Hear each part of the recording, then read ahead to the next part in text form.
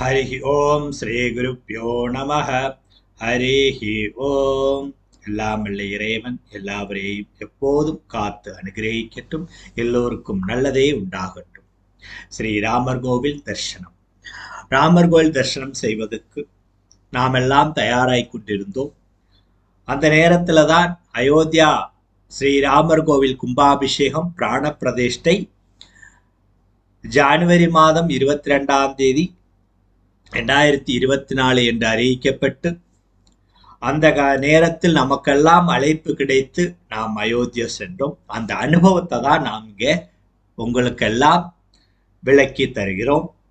அயோத்தியா செல்வதற்கு மிக ஆவலோட ஆசையோட ரொம்ப எதிர்பார்த்து கொண்டிருந்த நேரத்துல நமக்கு அழைப்பு வந்தது ஸ்ரீ ராமக்ஷேத்திர பூமியிலிருந்து.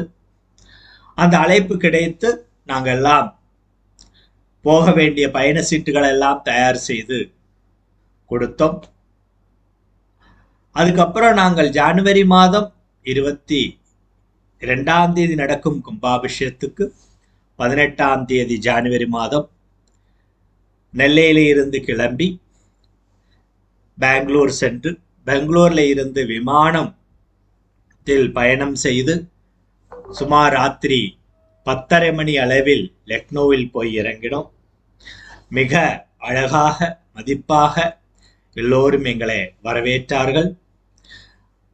அதிகம் குளிர் இருந்ததுனால சென்றவர்களுக்கு எல்லாமே சூடு தண்ணி குடிப்பதுக்கு டீ காஃபி எல்லாம் கொடுத்தார்கள். அவங்களை தங்க வைப்பதற்கு உள்ள எல்லா ஏற்பாடுகளும் செய்திருந்தார்கள்.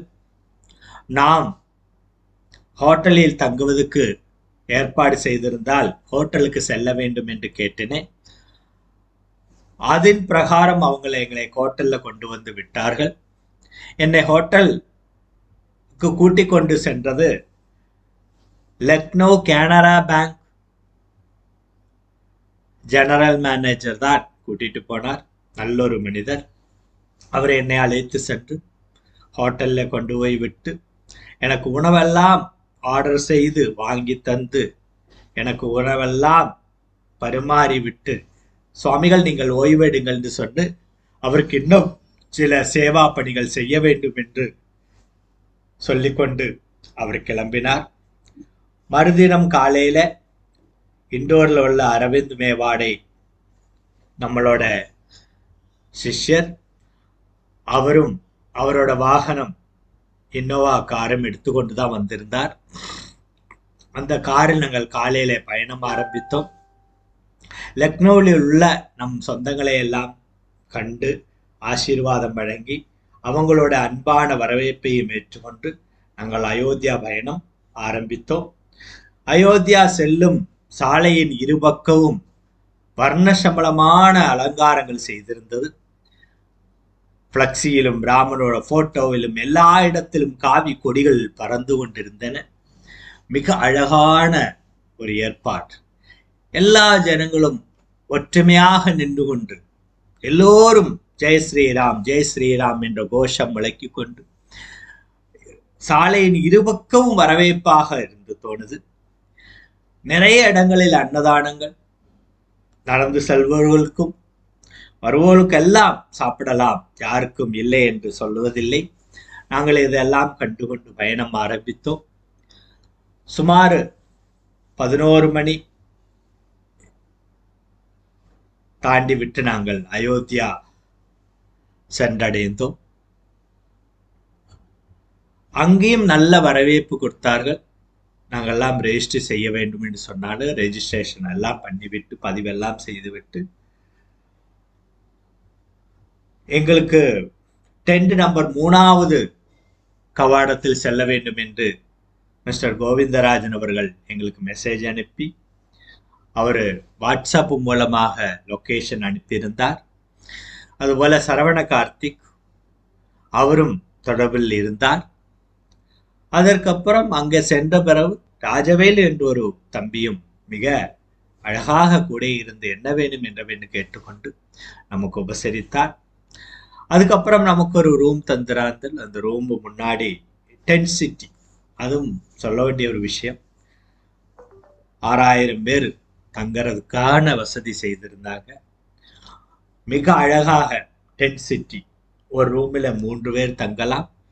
அதில் அட்டாச் பாத்ரூம் எல்லாமே தகடால் செய்து உள்ளே துணி வைத்து சிவரெல்லாம் பண்ணி தரையிலே பலகை போட்டு அது மேலே ரெட் கார்பெட் போட்டு ரூமை மிக அழகாக பண்ணியிருந்தார்கள். எல்லோருக்கும் பொத்துவதற்கு 2 புது கம்பல்கள், புது பெட்ஷீட் எல்லாமே கொடுத்திருந்தார்கள். எல்லாமே பார்ப்பதற்கு மிக சந்தோஷமாக இருந்தது. மிக குளிர் அதிகமாக இருந்ததுனால முத நாள் கொஞ்சம் கஷ்டமாக இருந்தது. அன்று சாயங்காலம் வெளியில் சென்று உடம்புக்கு தேவையான குளிர் ஆடைகள் எல்லாம் வாங்கி அதையும் காப்பாற்றி கொண்ட குளிர்ல இருந்து அன்று சாயங்காலமே நாங்கள் ஸ்வரையு நதி ஆத்து கரையில் சென்று அங்கு ஆரதி பார்த்தோம். அங்கே மிக அழகாக எல்லா ஊடகங்களும் பிரச்சாரம் செய்து கொண்டு அங்க டிபேட் எல்லாம் நடந்து கொண்டிருந்தது. அதெல்லாம் கண்டுகளித்து நாங்கள் கஷேத்திர பூமி திரும்பினோம். அயோத்தியா முழுவதுமாக காவி கொடி, ராமனோட கொடி பறக்கிறது. எல்லோரும் ஜாதி மத பேதமின்றி எல்லோரும் மிக அழகாக எல்லாரையும் வரவேற்றார்கள். யாரும் அங்கிட்டும் இங்கிட்டும் பலி சாரவில்லை, குற்றம் சொல்லவில்லை. எல்லோருக்கும் ஆனந்தம், எல்லோருக்கும் சந்தோஷம். நிறைய சாதுக்கள் எல்லாம் வந்திருந்தாங்க. பல மாநிலங்களிலிருந்தும் மடாதிபதிகள், பீடாதிபதிகள், மடத்தின் அதிபதிகள் எல்லோரும் வந்திருந்தார்கள். எல்லோருக்கும் சரிமுமை உரிமை அங்கே கொடுத்திருந்தார்கள். எல்லோருக்கும் ஆதரவு கொடுத்திருந்தார்கள். உணவும் மிக அழகாக ஏற்பாடு செய்திருந்தார்கள். எல்லாம் சொல்ல வேண்டிய விஷயம்தான். உணவு சாலை எல்லாம் மிக பெரிதாக மிக சூடான உணவுகள் கொடுத்தார்கள். குளிர் காரணம். நாமெல்லாம் குளிர் தாங்குவதற்கு அவ்வளவு சக்தி இல்லாததுனால எல்லா உணவுகளும் மிக சூடாக எல்லோருக்கும் தந்தார்கள். நாங்கெல்லாம் அது மிக சந்தோஷமாக எல்லோரும் ஏற்றுக்கொண்டோம். எல்லோருக்கும் வடக்கு இந்தியக்காரங்களுக்கு அவங்களோட சாப்பாடு கொடுத்தார்கள். தென்னிந்தியாவிலிருந்து சென்ற அனைவருக்கும் தென்னிந்தியா சாப்பாடு. நாங்கெல்லாம் உணவு எடுத்தது அமர்நாத் போஜனசாலையில.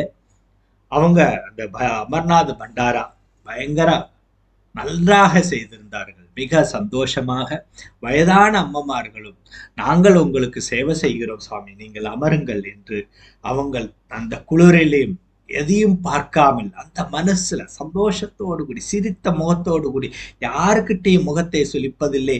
நாங்கள் காலையிலிருந்து ராத்திரி வரை சேவை செய்கிறோம் என்று யாருமே சொல்லவில்லை. அந்த ஆனந்த மனதோடு கூடிய அந்த சேவைகளை எல்லாம் செய்வதை பார்த்தோம். அங்கு வந்திருக்கிற அனைவரும் சேவா மனோபாவம்.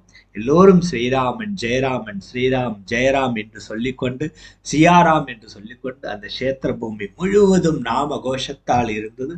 அனைவருக்கும் எப்போது வேணும்னாலும் டீ அருந்தலாம், சூடு வெந்நீர் குடிக்கலாம், காப்பி டீ எல்லாமே அவங்க டென்ட் பக்கத்திலேயே கொண்டு வைத்திருந்தார்கள்.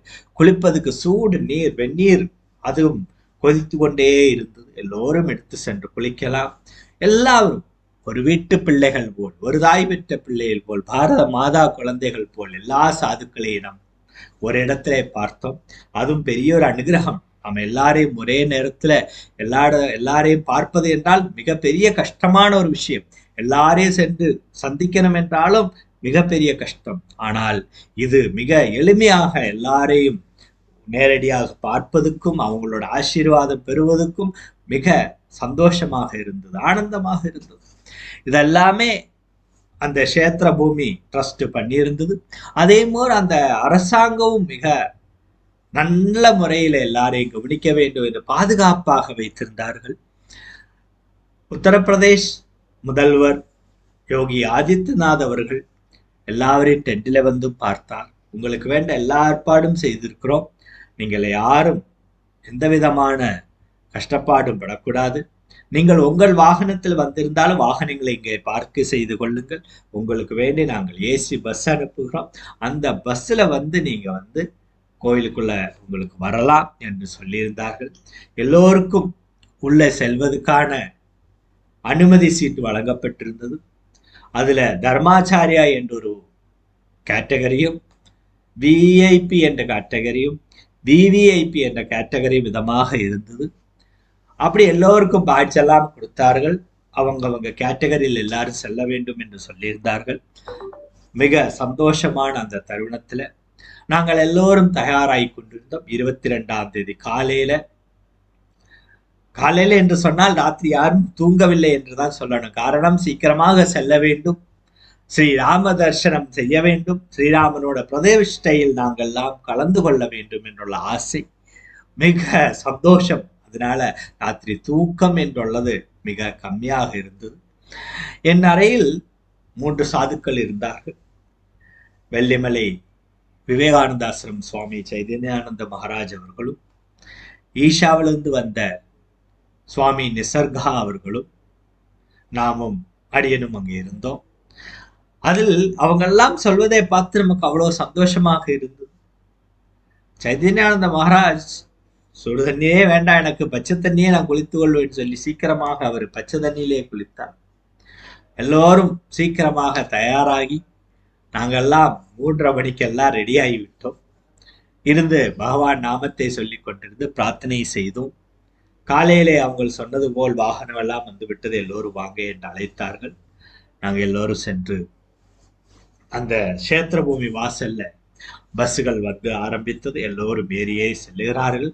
நாங்களும் ஒரு பஸ்ஸில் ஏறி சென்றோம். அயோத்தியா ரயில்வே நிலையம் பக்கத்துல எங்களை எல்லாம் இறக்கி விட்டு இங்கேருந்து நடந்து செல்ல வேண்டும். சுமார் 1.5 கிலோமீட்டருக்கு மேலே இருக்கும். வயதானவர்களுக்கு பேட்டரி கார் வசதியும் இருந்தது. நானும் எங்க கூட மிக வயசான ஒரு மகாத்மாவும் கூட இருந்தார். கோயம்புத்தூர் அவினாஷி அதீனம் அவர்கள், காமாட்சிதாச சுவாமிகள், அவங்களும் எங்க கூடயே குழந்தைகளை போல் சிறுவயது போல் நடந்து அவரும் வந்தார். அவரையே நாங்கள் எல்லாம் முன்னு சென்று சென்றோம். அயோத்தியா ரயில்வே ஸ்டேஷன் பார்ப்பதற்கு மிக அழகாக இருந்தது, சந்தோஷமாக இருந்தது, பார்க்க வேண்டிய விஷயம். நாம் எல்லாம் ஒவ்வொரு விஷயத்தை செய்யும்போது யோசிக்க வேண்டிய இருக்குது, இங்க என்னெல்லாம் நடக்குது. அந்த ரயில்வே நிலையத்தை பார்த்தா விமான நிலையமோ என்றுதான் தோணும், அவ்வளோ அழகாக செய்திருந்தார்கள். அப்போ நாங்க எல்லாரும் பயணம் ஆரம்பித்து கோவில் வாசல் வரை சென்றோம். அங்க நடந்து கூட்டம் சென்று கொண்டிருக்கிறோம். அப்படி ஓடி உள்ளெல்லாம் போக முடியாது, பாதுகாப்பு காரணமாக நமக்கு தந்திருக்கும் அனுமதி சீட்டை நாம அவங்களிடம் கொடுக்க வேண்டும். அதை அவங்க சரிபார்த்ததுக்கு அப்புறம் நம் கையில ஏதாவது பைகள் இருந்தால் அந்த பைகளை எல்லாம் பரிசோதனை செய்ததுக்கு அப்புறம் அதுக்கும் அனுமதி சீட்டு கொடுப்பார்கள். அதையும் எடுத்துக்கொண்டுதான் உள்ளே செல்ல வேண்டும்.